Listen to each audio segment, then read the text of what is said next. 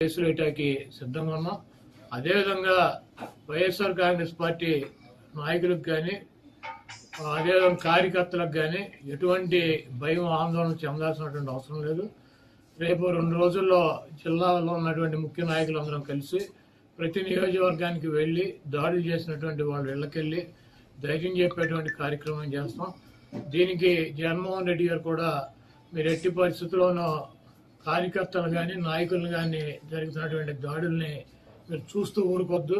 Party అంతా యాక్టివ్గా ఉండి అందరూ ఒక వేదిక మీదకి వచ్చి వాటిని తిప్పి కొట్టాల్సిన అవసరం మన మీద ఉందని చెప్పి ఆయన కూడా చెప్పారు. కాబట్టి పోలీసు వ్యవస్థ ఒక అసమర్థమైనటువంటి వ్యవస్థగా ప్రేక్షక పాత్ర వహిస్తున్నటువంటి ఈ పోలీసు వ్యవస్థకి మరి మా నుంచి ఈ తెలుగుదేశం పార్టీ గోండాల నుంచి మా పార్టీ నాయకుల్ని కార్యకర్తల్ని కాపాడుకోవటానికి మేము కూడా 2 రోజుల్లో రోడ్డు మీదకి వచ్చి ఎక్కడైతే మా వాళ్ళ మీద దాడులు జరిగినాయో ఎక్కడైతే మా వాళ్ళని ఇబ్బంది పెడుతున్నారో ఆ ప్రాంతానికి వెళ్తాం.